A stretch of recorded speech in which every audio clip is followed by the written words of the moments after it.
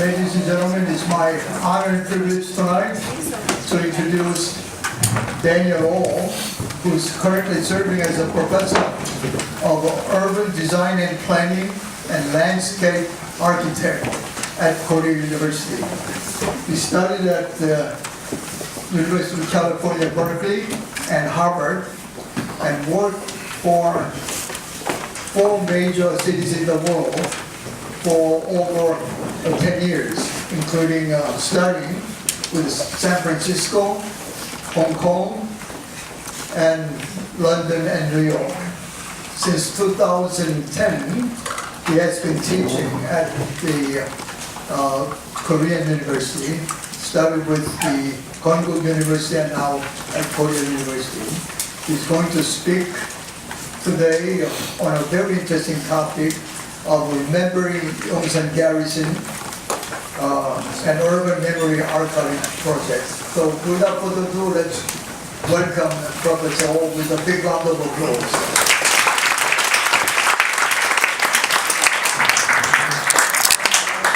Thank you.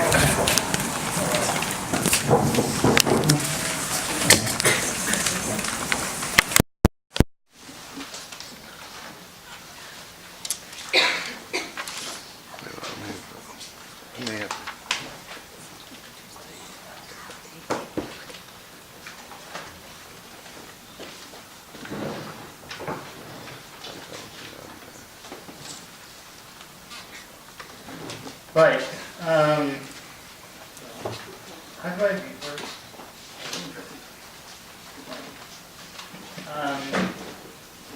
Thank you all for coming. I don't know why I'm nervous. I've given talks in different places, but it's very interesting to see, such a wide age group, and I'm very pleased to be here, and it's my honor to speak at this prestigious format. And I think the reason I'm nervous is because there's so much that I want to talk to you about, but obviously I've given only 55 minutes to talk about it. I'm nervous because I'm not only talking about the project that the part that I've worked on, but we have so many people who helped this project get it up there and going, and I don't want to let them down. So there's so many things that I want to touch upon, but with the given time, I decided to focus on my expertise and talk to you about how I started this project and where it's going and how it has evolved over the last 4 years.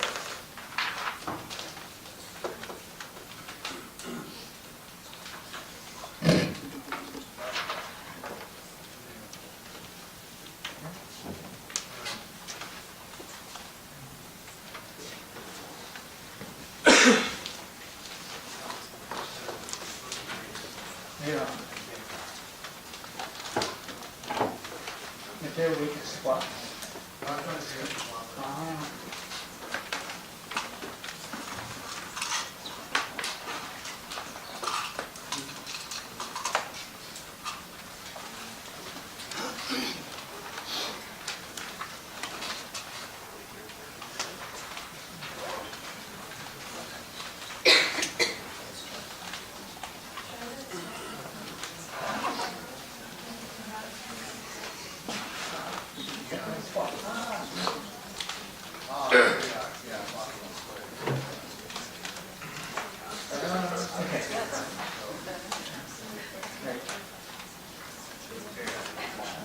So I want to start by, thank you. I want to start by showing you a video clip.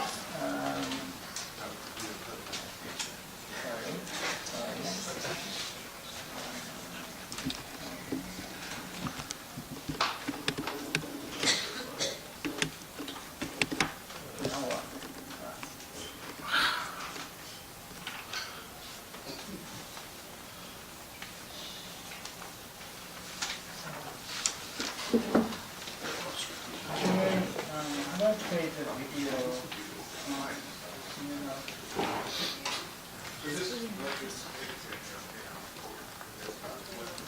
The video. So I thought hard about how to start this presentation, but I want to begin by showing you a video clip,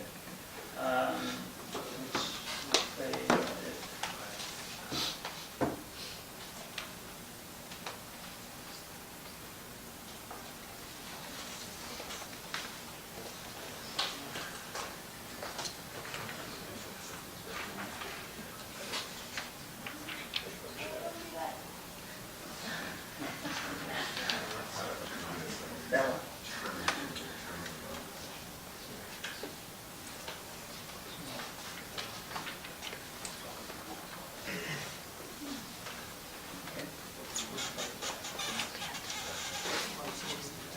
So this is a video clip, not long, it's only a minute and a half.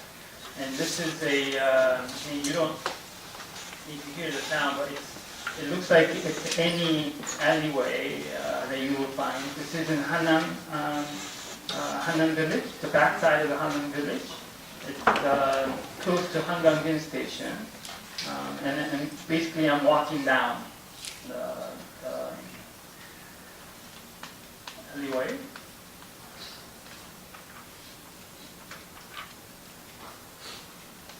So it's, I'm sure you're very familiar with this sort of urban scape with a lot of shops and restaurants. And in the distance, you start to see Hanam village, which used to be a 570th ward, and later on it was called Niblo Barracks. And then they converted into a housing for U.S. Army personnel and families. And recently there have been a lot of posts on this compound, which is now going through a development to house very luxurious condos. So that's the entrance. You see, I think it's still there if you'd like to see.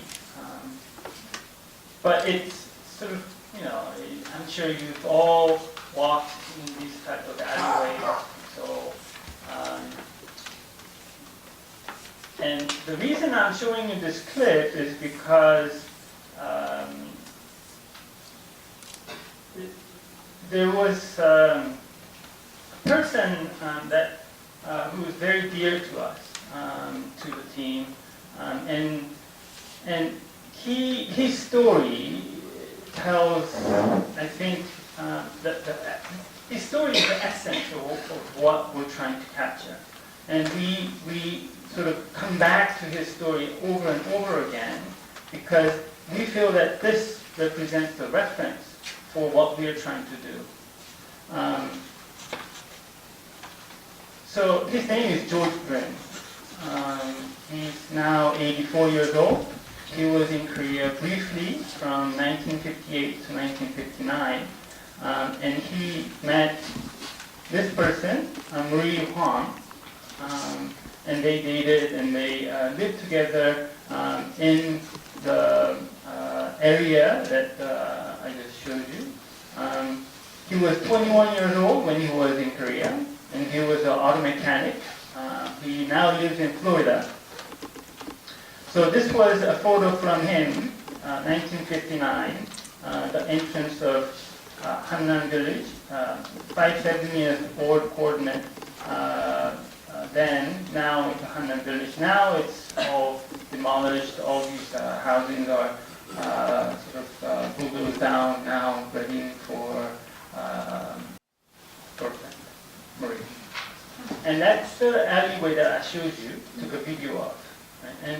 And we superimposed this sketch on top of the area photo of 1960s and now. And you can see some of the infrastructure that is the road layout and parks and things very similar, right, to today.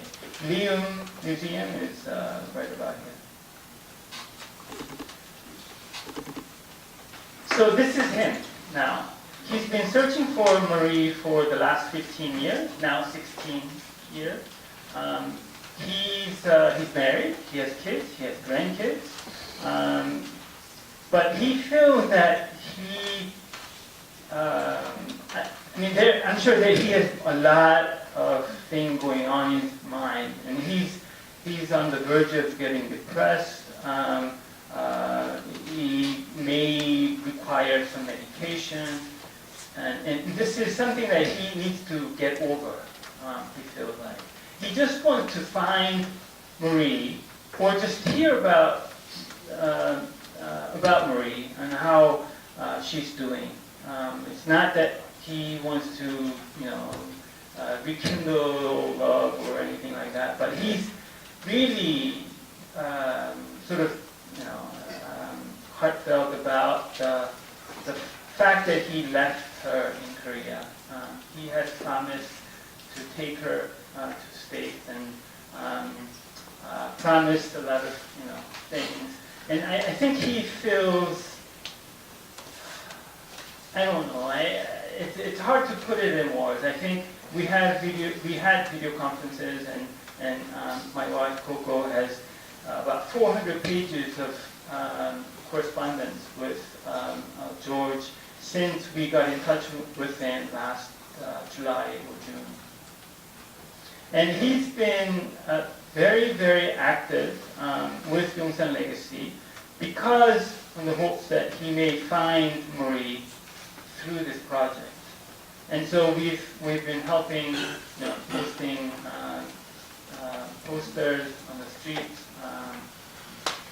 but obviously it would be very, very difficult to find her. It was before 1960s, and it's almost impossible to find any traces of Marie. So I want you to sort of go over, I want to read a portion from his email. He talks about how poor Korea was, and this is a letter to his grandchildren.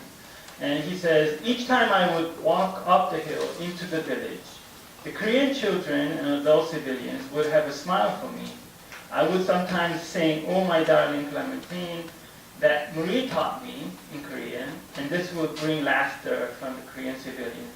Surely all decent GIs left part of their heart in South Korea. So this sort of, I don't know, for me it stirs up something in me, and something that I think it really touches on human psyche, that it's a story that we would like to hear and like to help better. So if you were to walk, whenever I visit Detail 1 again, my wife and I try to swing by this road, just because it's I know 70 years ago, George has walked that road, the same road, to see his loved one. And it sort of, we did a lot of things together with my wife and other team members to come up with a way to make this George's story, and also this sort of dynamic that exists in urban fabric be imparted to other people, and they could feel the same way. That sort of intrinsically, that's the goal and aim of Yongsan Legacy as I see it. So if you want to see the video again, I'm sure you would sort of see it in a different light. And I think that's where it has such power in creating this sort of another layer, augmenting an existing urban environment into something that you feel and you feel associated, rather than just an infrastructure that's cars and people walk. And since the beginning of the project, I had this sort of list of questions in my mind. The reason, after working for many firms, I decided to go into teaching because there was something in me that I believed in urban public open spaces, the value of public open spaces, that it can be a lot more. It should do a lot more. It's not just infrastructure. It's not just a piece of land that the public owns, but rather it can capture the imagination and inspiration, and it can motivate people. So I think urban designers are starting to ask these questions in different realms. It's not just about open spaces, but because urban designers deal with the public space, public infrastructure. In a way, everyone's the owner, but then there's no ownership. No one really claims ownership of public open space. So things like Yongsan Garrison, how do we remember a place like Yongsan Garrison? It's 70 years old. There are about 3.5 million GIs pass through that place. That's not counting the family members, friends. It's a history itself, right? But now it's going to get turned over to Koreans, right? And they're trying to build a park. They're not saying it's irrelevant, the story and history of the site, but they don't even know how to make it, right, relevant for themselves. What do we keep and what do we delete? Is it simply choosing one versus another? Or can public spaces bring people together and bridge social, racial, and generation gaps? Can we design and deliver public spaces that embody public value and inspire human spirit? These are some of the questions that I had even before sort of I got to start on Yongsan project. So before I begin, I don't want to disappoint anyone. I'm not going to talk about Yongsan Park master plan. The reason I'm going to explain to you later, but it's I'm going to talk about Yongsan Legacy. It's an archival project that we're trying to make the stories and the people be part of something greater that can be used in sort of layering a urban space. So like I said before in the beginning, I wanted to sort of, there's so many aspects of Yongsan Garrison, and there are so many sort of disciplines that can sort of address, talk about Yongsan Garrison. But I want to focus on the aspect that I can speak on from my expertise, and therefore I want to talk about Yongsan Legacy project from a urban designer's point of view. It's not an archival project by sociologists or anthropologists or geographers. It's a archival project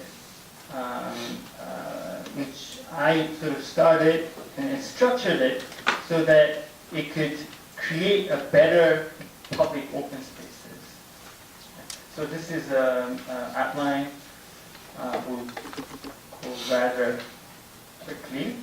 So this is the master plan. This is currently how it sort of stands right now. After President Moon cleaning power, in the blue house, things may turn it may take a different direction, but no one knows right now how this design will go. And there are talks about redoing the design, or some scholars already have said that they want to take out the park. They want to say memorial. It should be a Yongsan memorial instead of a park, which makes sense for some, but a lot of people want a greenery inside a very dense urban city. Right? So that also makes sense. Right? The process of making Yongsan Garrison, or transforming Yongsan Garrison into a park, began in 1990. Took 20 years to get this far. Right? The project, the design project, started in 2012. So it took about 20 years to get the protocol right, the process to deliver a park which simply didn't exist. The framework, the legal framework didn't exist. So it took 20 years to get to that far, right, to get to the master plan. They haven't really gone in yet. So who knows how long it's going to take to actually build it. As a result of an international design competition, Westate is a Dutch company. They're the master planner for the park, and they undertook that project in 2012, and I was a part of the master planning team. So I know the ins and outs of the dynamics of how this park was designed and maneuvered through this sort of political scene, right? Political landscape.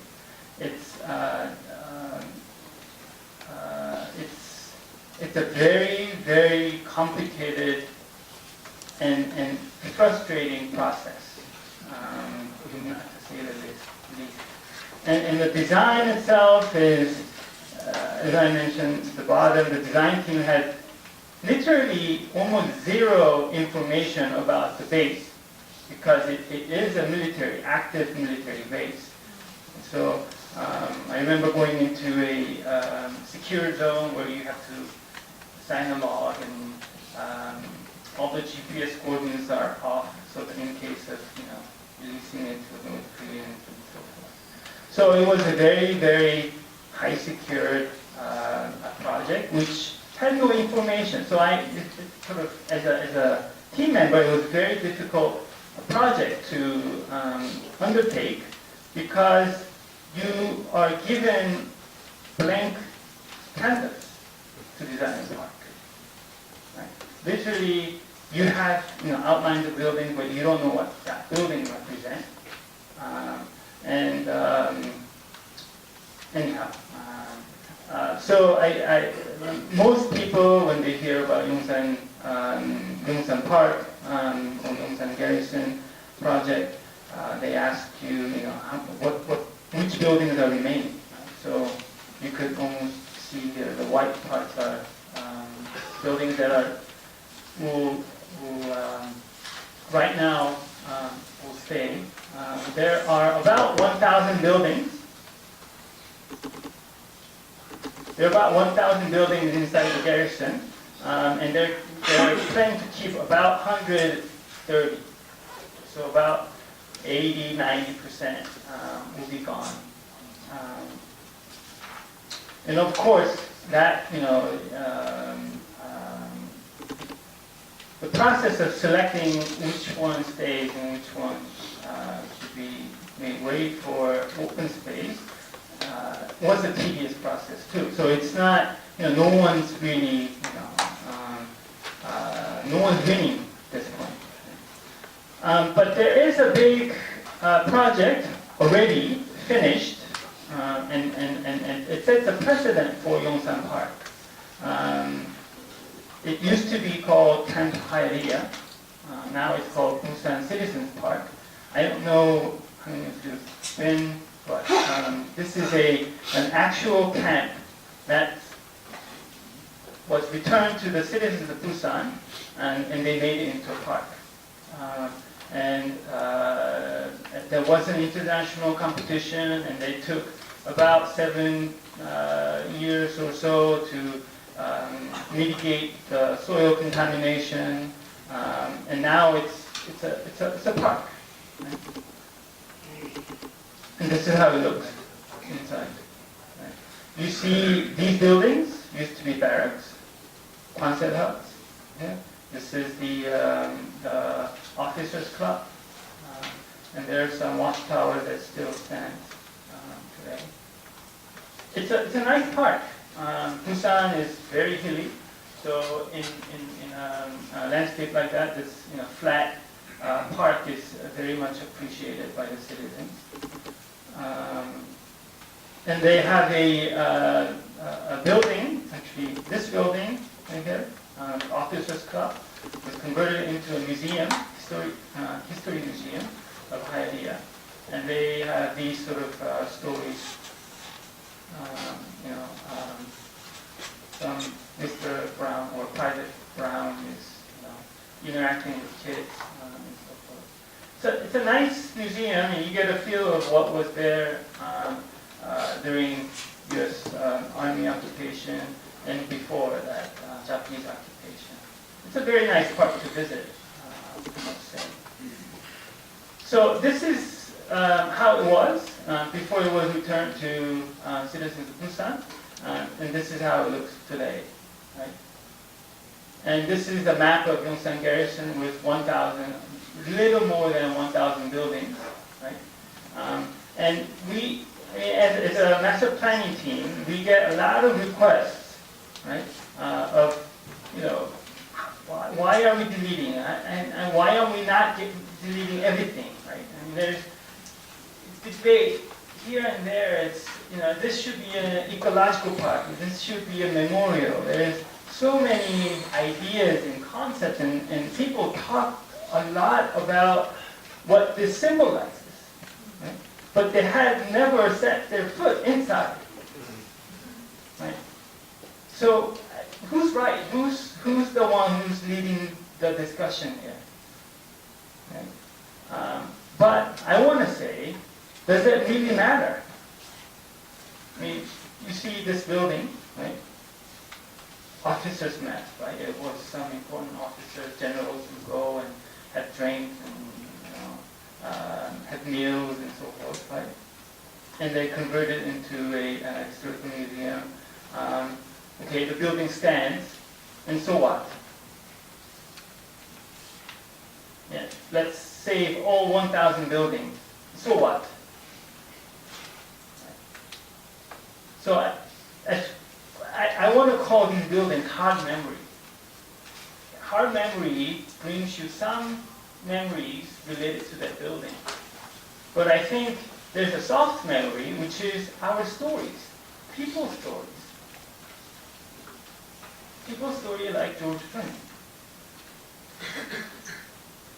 Without that, I think soft story has such a power that we don't know, and we're sort of hung up on this sort of hard memory that it's very expensive to convert one of these buildings into that, and even to maintain it, very expensive. How are you going to fill up all these buildings with? What are you going to do with them?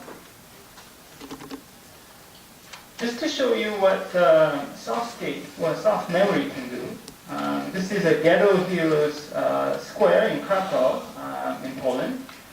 In the plaza, you see these chairs. It makes you wonder, what are these chairs for?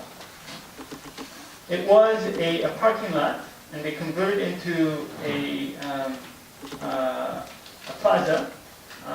So this square was known for having a very short memory of the people who passed by this place. this was a holding place for these children before they were sent to concentration camps.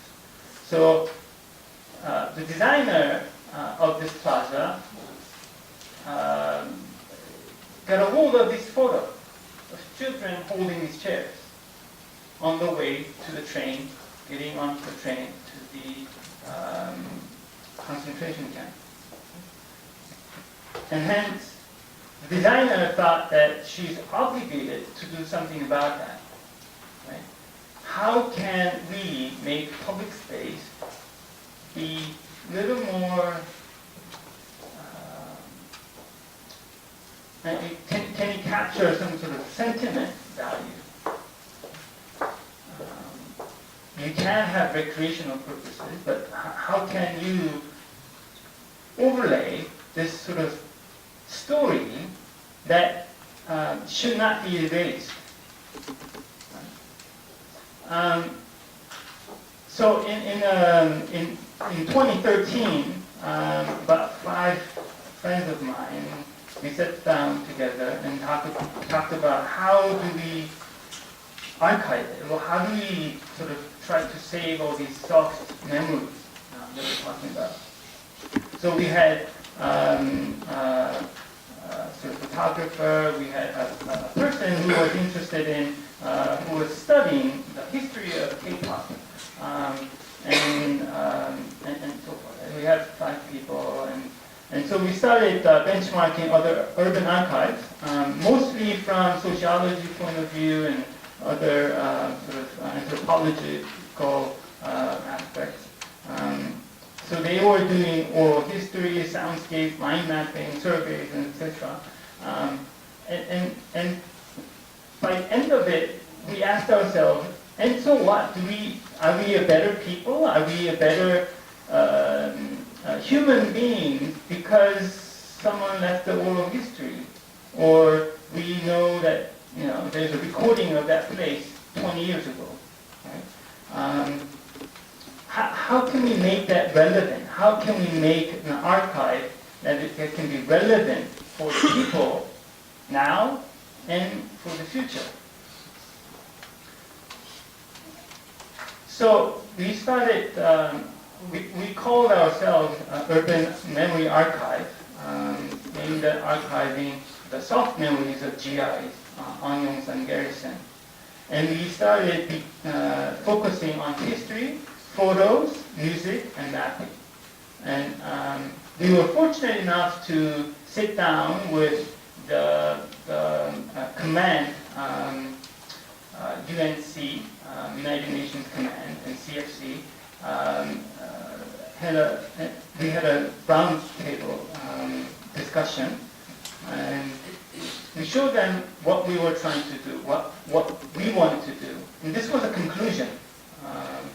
This was the drawing of the rendering of the park, the Yongsan Park. And we found this photo of the veterans and their kids in front of the memorial, which has now been moved to Camp Humphreys. We wanted to simply put the stories of these people in here. Can we make we feel that this is missing in this part. So in the very beginning, we structured our archive this way. We thought it was a history and memory archive, and also it is a communication and sharing network. And on top of this data, we can create a learning and experience platform that could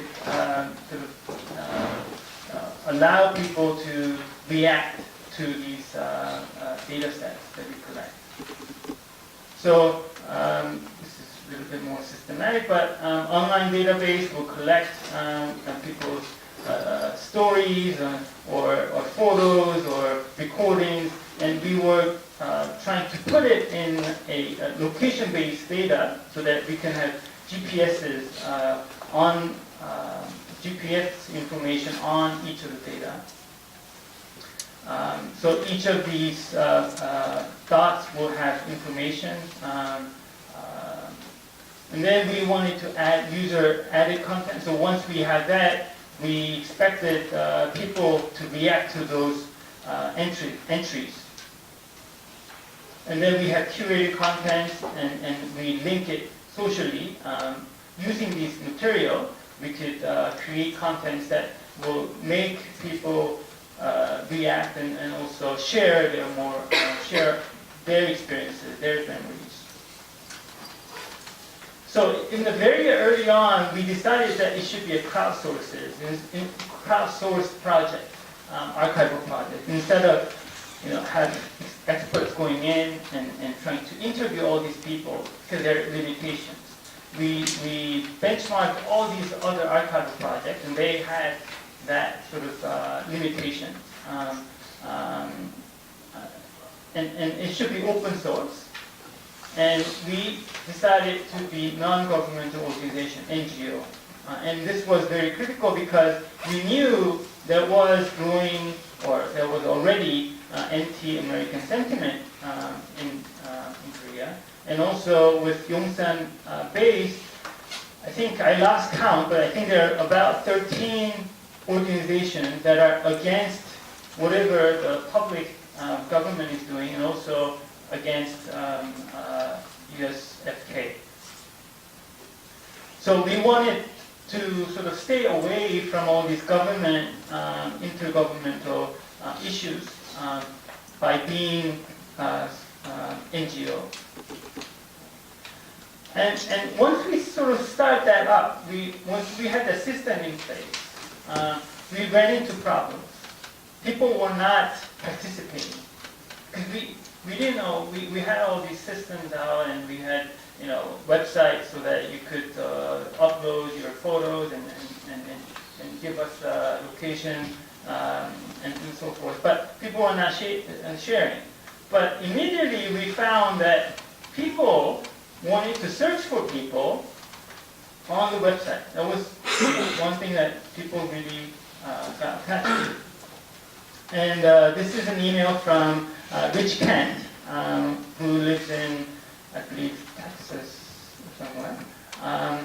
I don't know Mr. In's first name. I worked with him at YDP PC in 1969-1970. He enjoyed listening to my adventures in Korean countryside, while most of the other GIs spent all their time and money on girls in Itaewon. He helped explain Korean culture to me. Here are a few places we visited. He's a civilian. It's a secretarial sorting and low-level coordination. So he sort of, Rich Kent wanted to find Mr. M because he missed him, right? He was looking for and wanted to get back in touch with him. And throughout our archival project, there are a lot of peaks and valleys. We have all of a sudden a lot of people joining, and it goes viral. And we noticed that one of the largest peaks that we had in recent history is the Seoul American High School alumni. So this is a very close-knit group who shares time and space inside the garrison. And they see the value of preserving their history and memory and photos in a place. Which goes to say, I want to mention William White's sociologist who studied public open spaces. He said, what attracts people most, it will appear, is other people. And a lot of scholars have speculated that internet is a new, it's kind of sad, but it's a new public space. And this applies, apparently, it appears that this still applies to online platforms. So we started opening up. We sort of took a maybe 90-degree turn and made, instead of having an archival system, we created a networking platform. So we ran it in parallel with Facebook, trying to promote networking, people finding each other and talking about their experiences and so forth. Then, sort of, I had a chance to go visit 9/11 Memorial in New York, and regardless of how big and wonderful the memorial is, there was one space that I could not just leave. That was the photo wall. I don't know if you've been, but there is all the victims of 9/11.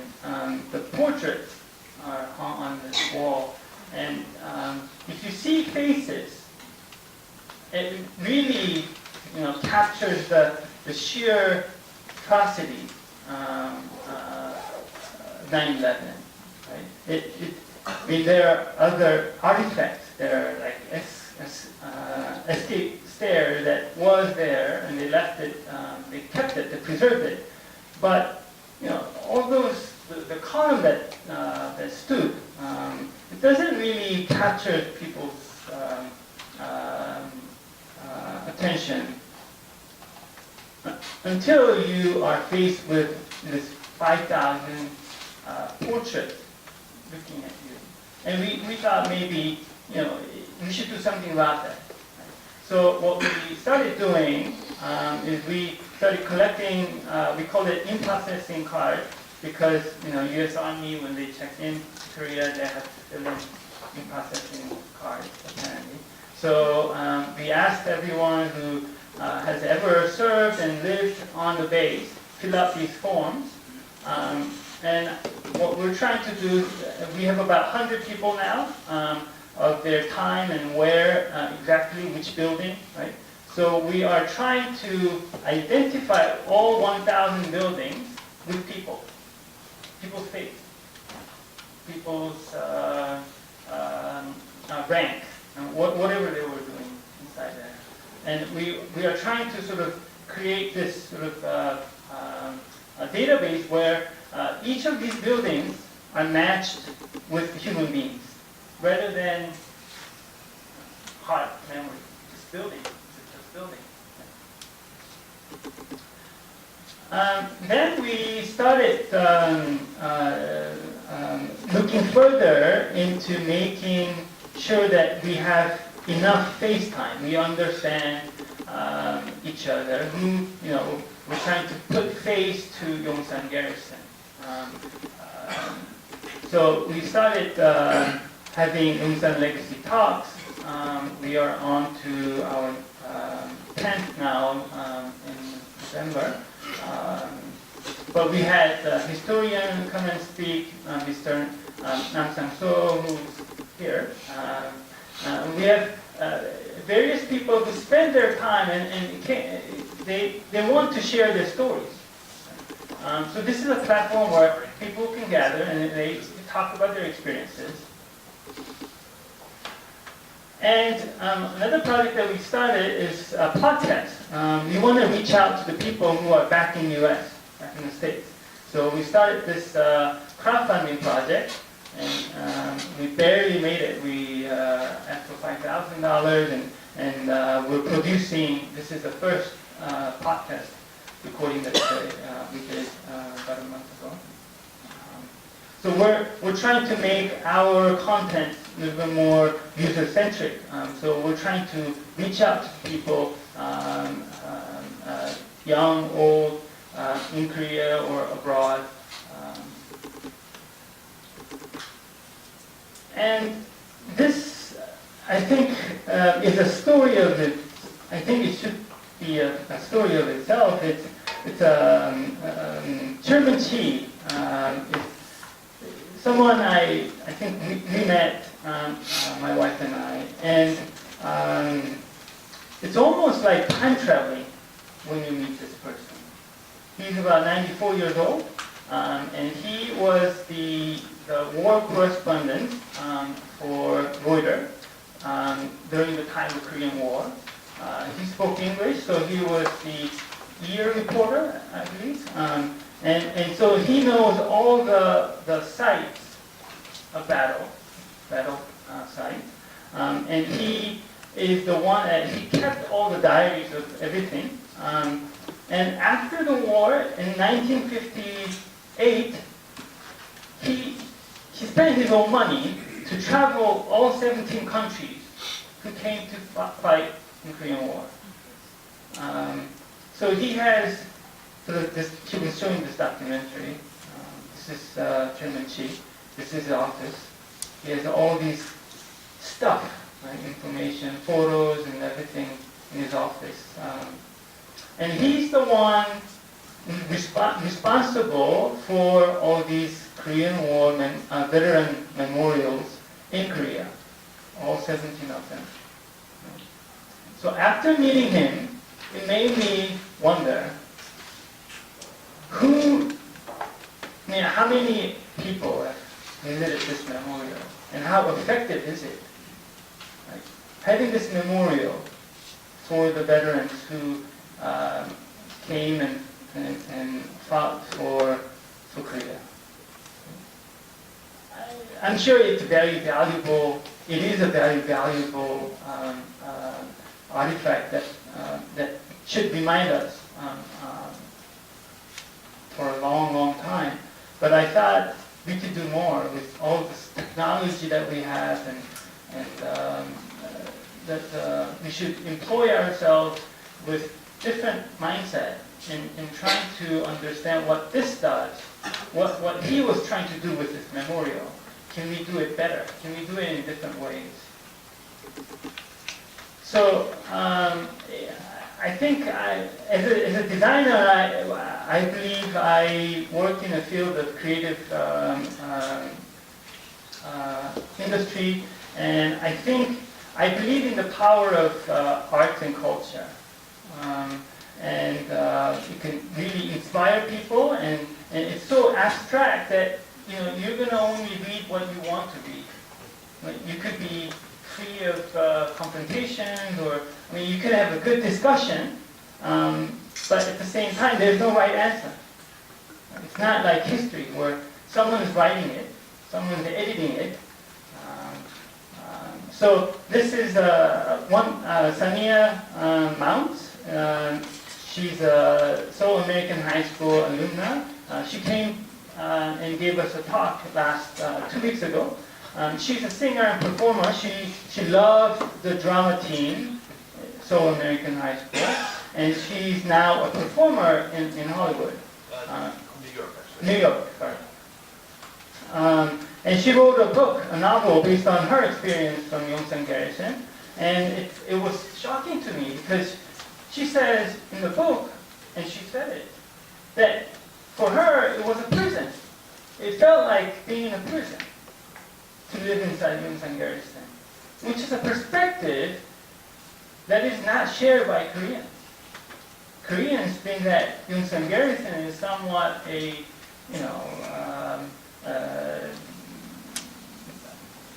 an area that Americans would like to enjoy their American way of life. Right? But for her perspective, looking back out to the world, the other parts of the Seoul was very, very different. And so I want to promote all these sort of people who spent time there, and also artists. I want to encourage artists and creative people to do creative works, produce creative products based on the data that we are getting, all these stories, like George Brent. Can someone write a book about it, a novel, or a movie? Could be a beautiful movie. When Samia was talking, we talked about having maybe producing a musical about Yongsan Garrison. So this is where we are at right now. As a sort of archival project, we want to generate creative works based on what we find and what we gather. And we want to inspire, reflect, and make people reflect on what happened there. And instead of pointing fingers or going into a battle mode, right? I want us, everyone, to reflect on themselves and motivate people.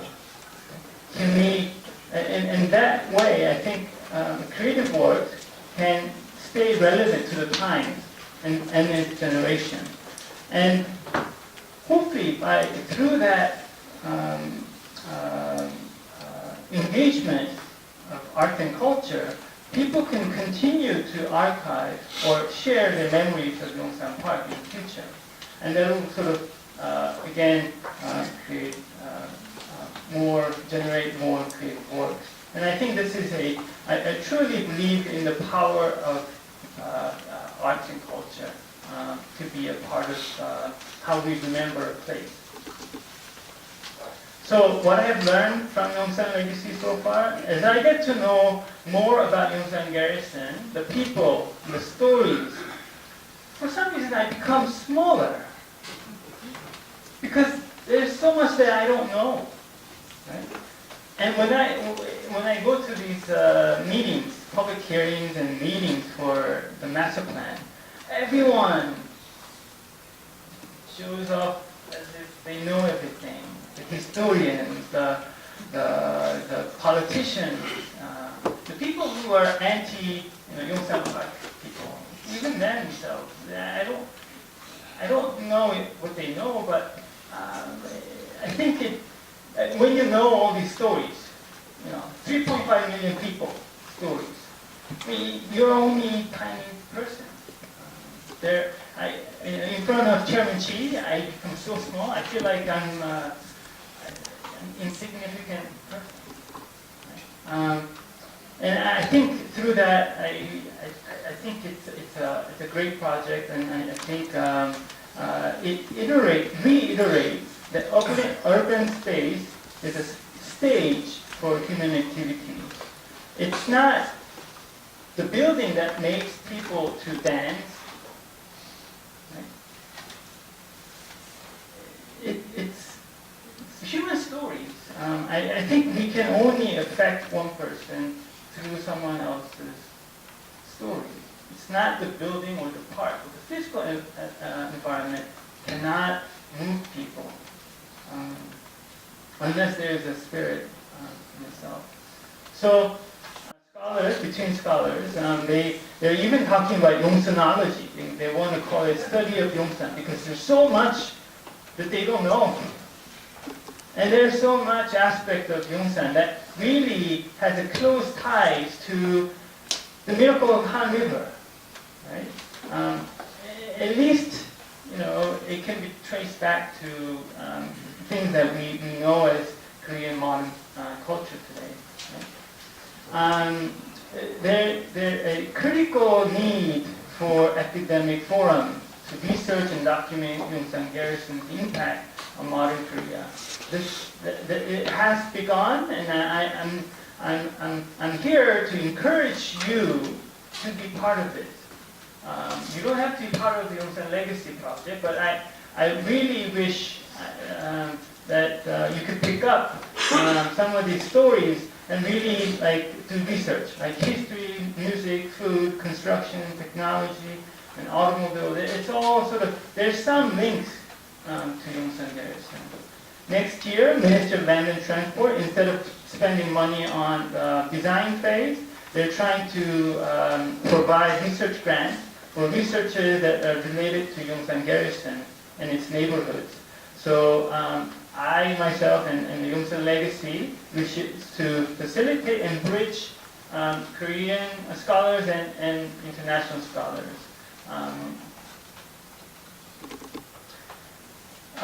And to market or to show you what our website looks like.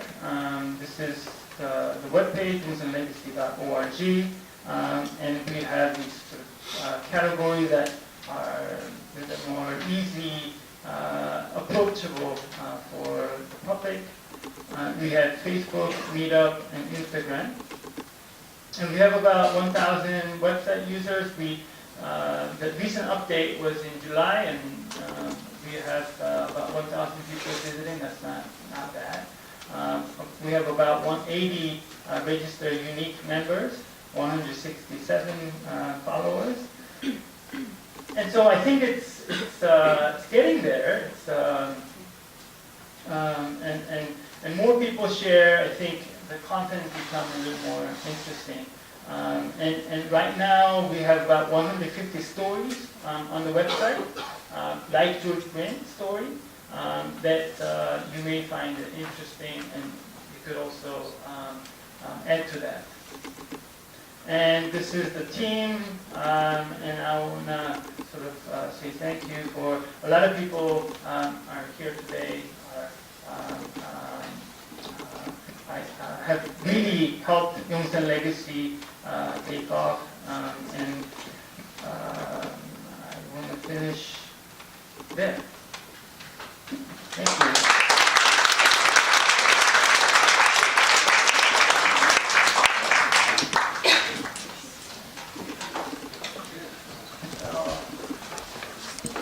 I think Professor Wall can entertain with questions from the floor. So, any questions?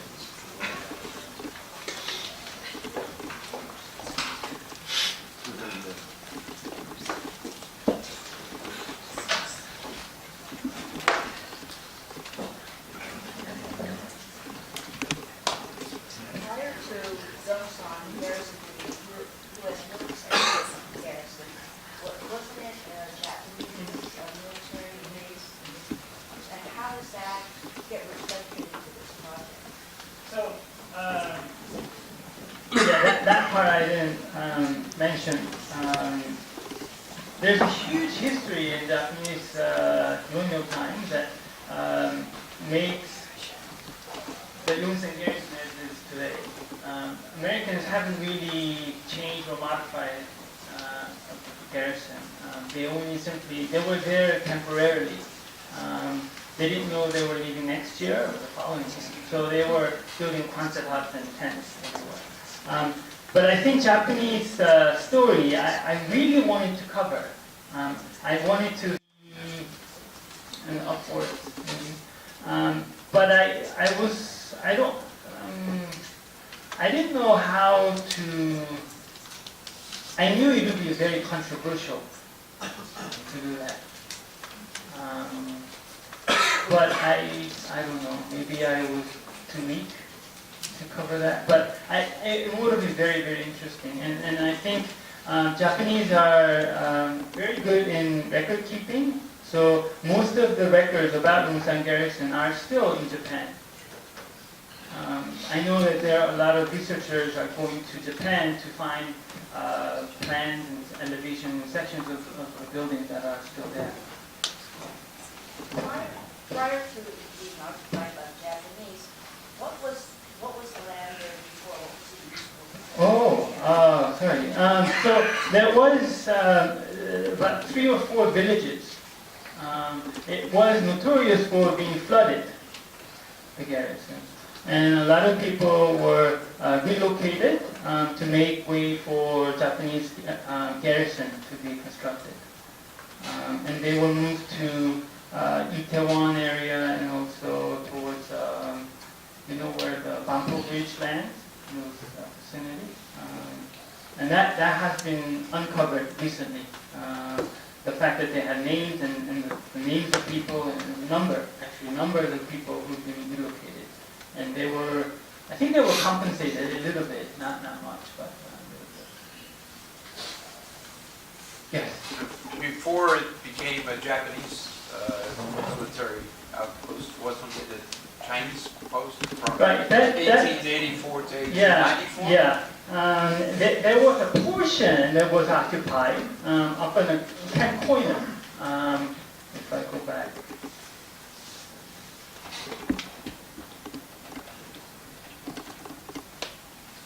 So Camp Koina is right up here. Right? That portion, there is a history of that being occupied by Chinese military, and that was where